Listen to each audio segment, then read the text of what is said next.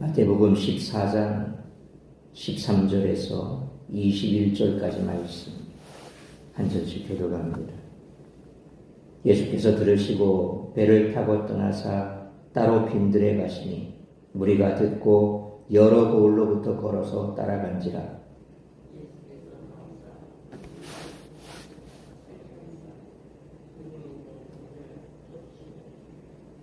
저녁이 되매 제자들이 나와 이르되 이곳은 빈들이요 때도 이미 저물었으니 무리를 보내어 마을에 들어가 먹을 것을 사 먹게 하소서.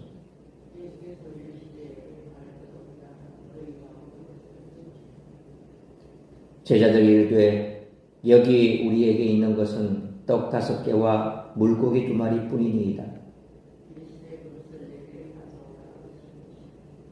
무리를 명하여 잔디 위에 앉히시고 떡 5개와 물고기 2마리를 가지사 하늘을 우러러 축사하시고 떡을 떼어 제자들에게 주시매 제자들이 무리에게 주니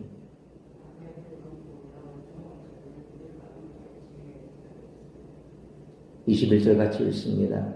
먹은 사람은 여자와 어린아이 외에 5,000명이나 되었더라. 아멘. 예수님은 중요한 사역의 순간에 물러나셨습니다. 세례요한이 붙잡혔을 때도, 세례요한이 죽었다는 소식을 들으셨을 때도 조용히 하나님과 시간을 가지셨습니다. 다가올 중요한 사건들을 앞두고 하나님 아버지의 위로와 교제와 인도하심을 구하셨고 자신의 모든 것이 아버지의 뜻이 되도록 순종하기를 원하셨기 때문입니다.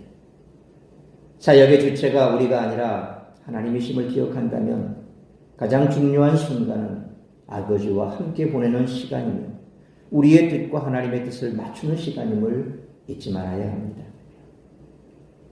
예수님은 자신을 따라온 수많은 무리를 보며 긍휼한 마음을 품으셨습니다. 제자들은 논리적이고 상식적 측면에서 생각했지만 예수님은 긍휼한 마음으로 병자들을 치유하시고 무리를 먹이고자 하셨습니다. 예수님은 제자들이 이적을 행하는 능력보다 긍휼의 마음을 담기를 원하셨습니다. 그래서 무리를 먹이는 것이 제자들의 책임인 것을 강조하셨습니다. 고린도전서 13장 1절로 3절의 바울의 말처럼 산을 옮길 만한 믿음이 있고 심지어 내 몸을 불태워 내어줄지라도 사랑이 없으면 아무런 의미가 없습니다. 제자가 되는 길은 예수님의 긍휼한 마음을 배워가는 데서부터 시작합니다. 예수님은 기적이 일어나는 모든 순간에 제자들을 동참시키셨습니다. 제자들은 예수님의 공급하심을 믿지 못했지만 그들을 통해 기적을 베푸셔서 남자만 5,000명을 먹이시고 남은 음식이 12바구니에 차고 넘쳤습니다. 이러한 과정 속에서 제자들은 모든 기적과 능력이 예수님을 통해 흘러나오며 자신들은 그러한 은혜의 전달자라는 것을 배웠습니다. 우리가 하나님 나라의 역사에 참여하는 방식도 이와 같습니다. 세상 끝날까지 함께 하시는 예수님을 붙들고 전적으로 그분의 일하심을 의지한다면 지금도 하나님 나라의 권능은 우리를 통해 세상에 드러나고 나타날 것입니다. 오병이어 사건은 사복음서에 모두 다뤄지는데 특히 마태복음과 마가복음 6장 16절로 29절의 이 마가복음은 이를 헤롯의 생일잔치와 나란히 배치합니다. 세례요한의 죽음으로 구약시대는 끝났고 세상의 나라와 하나님의 나라가 본격적으로 대립하기 시작합니다. 세상의 잔치는 선지자의 머리를 소반에 담은 죽음의 잔치였다면 천국의 잔치는 바구니에 떡과 물고기가 가득 담겨 모든 사람이 배불리 먹는 생명의 잔치였다는 것입니다. 따라서 이와 같은 오늘 본문의 말씀을 통해 우리들이 깨달아야 할 것은 첫째로 13절로 15절 말씀처럼 생명과 진리가 있는 자리에 머물러야 한다는 것입니다. 5절로 12절에 헤롯이 왕궁에서 벌인 죽음의 생일잔치와 달리 예수님의 잔치는 빈들 곧 광야에서 무리와 함께하는 잔치였습니다. 예수님은 13절 말씀처럼 세례 요한의 죽음에 대한 소식을 들으시고 배를 타고 떠나 따로 빈들에 가십니다. 세례 요한이 구속되었다는 소식을 들으시고 갈릴리로 물러가셨던 4장 12절 말씀처럼 이번에도 빈들로 가십니다. 헤롯의 이목을 피하려고 물러나신 것이 아니라 세례 요한의 죽음이 얘기하듯이 자신에게 닥쳐올 순환을 준비하며 기도하는 시간을 갖기 위해서였습니다. 예수님이 배를 타고 광야로 나가시고 큰 무리가 따르는 모습은 이스라엘이 홍해를 건너 광야로 가본 출애굽을 연상시킵니다. 헤롯은 잔치 자리에 사람들을 두려워했지만 예수님은 14절 말씀처럼 무리를 불쌍히 여기시고 병자들을 고치셨습니다. 여기서 불쌍히 여기사라고 번역된 헬라어 에스플랑크니테스테나라고 하는 동사의 형태는 예수님을 주어로 할 때만 사용되는 그런 단어입니다. 마태는 이를 통해 예수님이 구약에 나타난 긍휼의 하나님으로서 이 세상에 오셨음을 이 단어를 통해서 보여주고 있습니다. 분명 천국의 잔치는 세상의 잔치에 비해 심히 초라해 보입니다. 먹을 것조차 제대로 마련되지 않아 15절 말씀처럼 알아서 사 먹으라고 사람들을 흩어보내자는 말이 나올 정도였습니다. 왜냐하면 제자들에게는 이들을 먹일 만큼의 음식도 없고 돈도 없기 때문입니다.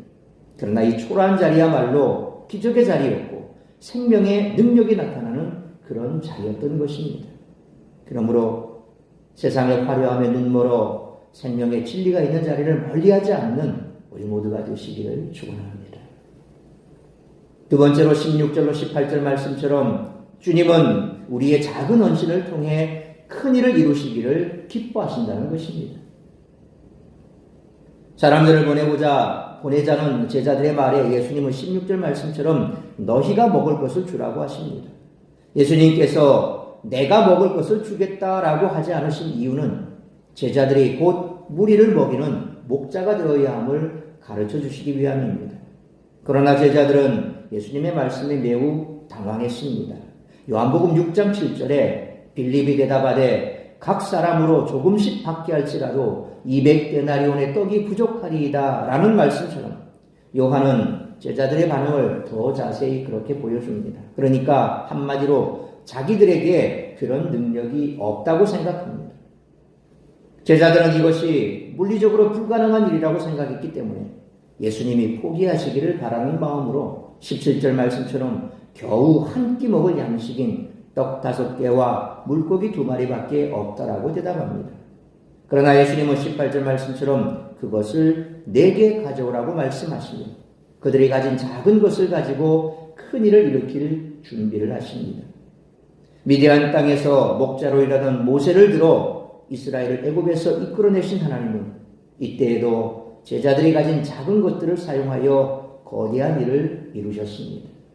그러므로 오늘도 우리의 작은 헌신을 통해 큰 일을 이루시기를 기뻐하시는 하나님이심을 믿고 작은 일에 충성함으로 주님의 구원 사역에 귀하게 쓰임받는 우리 모두가 되시기를 축원합니다. 세 번째로 19절로 21절 말씀처럼 생명의 잔치에 참여하기를 갈망해야 한다는 것입니다. 예수님은 19절 말씀처럼 제자들이 가진 오병이어를 축사하시고 제자들을 통해 잔디 위에 앉은 무리 곧 풀밭에 앉은 양떼에게 나누게 하십니다. 다시 한번 예수님은 제자들이 이 일에 동참하게 하시고 하나님이 행하시는 기적의 전달자가 되게 하십니다. 기적의 능력은 예수님께 있지만 20절 말씀처럼 제자들을 통해 무리에게 흘러간다는 사실이 참 인상적입니다. 성경은 과학적 합리성이 아닌 하나님의 합리성의 차원에서 기적을 설명합니다. 과학적 세계관에서는 인과율을 벗어난 기적을 거의 불가능한 것으로 받아들이지만 세상을 창조하신 하나님께 기적은 특별한 것이 아닌 평범한 일입니다.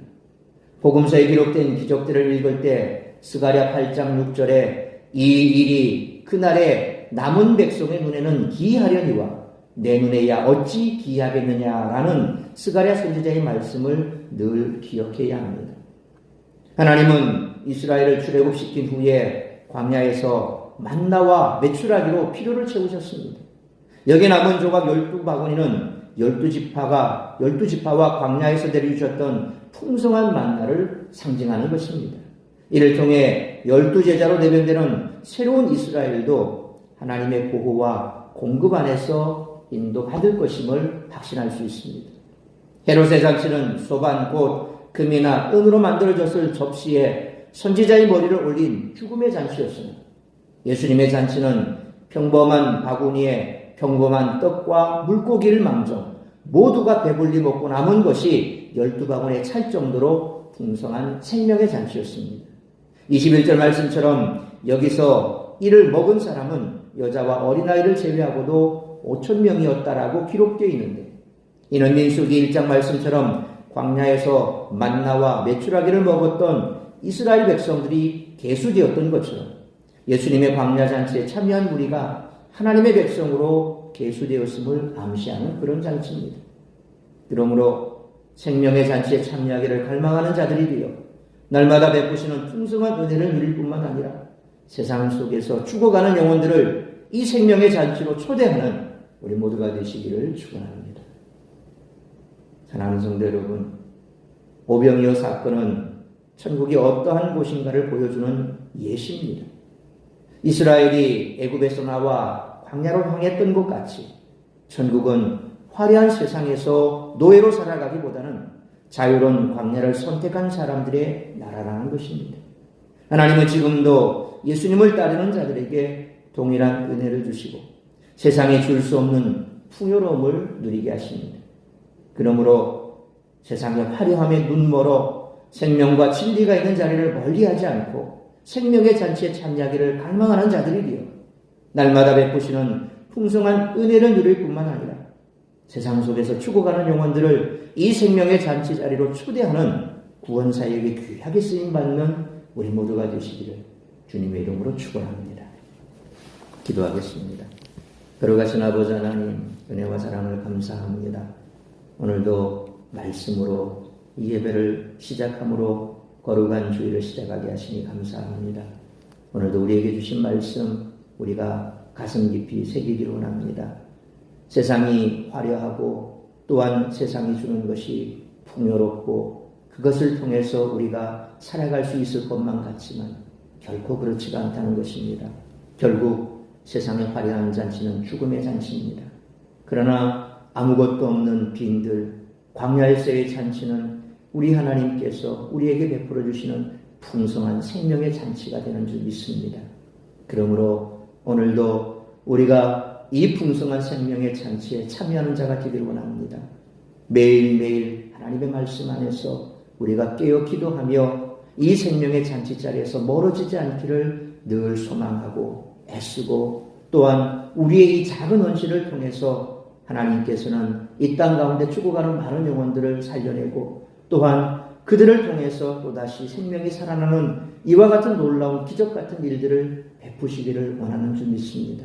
작은 일에 충성하는 자가 큰 일을 하나님께서 맡기시겠다고 말씀하신 것처럼 우리에게 맡겨진 이 귀한 사명, 이것이 비록 우리의 미약함과 연약함 속에서 나오는 작은 일 같지만 이 작은 일을 통하여서 큰 열매를 맺게 될 줄 믿습니다.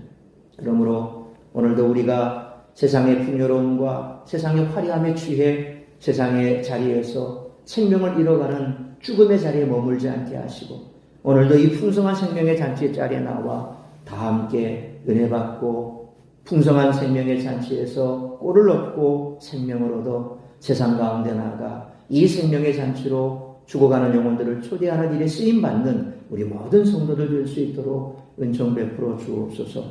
오늘 이 귀하고 복된 주일 우리 모든 성도들 주님 앞에 나와 예배함으로 다시 한번 하나님의 은혜 가운데 들어가 아무것도 없는 세상, 죽음이 가득한 그 세상, 오늘도 죽음의 신음소리에 아비규환이 되어 있는 저 주리케 땅을 비롯한 죽어가는 곳에 있는 많은 영혼들, 그 영혼들이 주께로 돌아오는 놀라운 역사가 나타날 수 있게 하시고 또한 그곳 가운데 복음을 전하기 위하여 죽어가는 영혼들에게 생명의 복음을 전하기 위하여 애쓰고 수고하는 손길들마다 우리 하나님 갑절로 복을 내려 주옵시고 그들의 작은 수고를 통하여 오늘 다시 한번 그 죽어가는 땅 가운데 하나님의 나라가 임할 수 있도록 크신 은총 베풀어 주시옵소서. 이 모든 말씀 우리 주 예수 그리스도의 이름으로 기도하옵나이다. 아멘.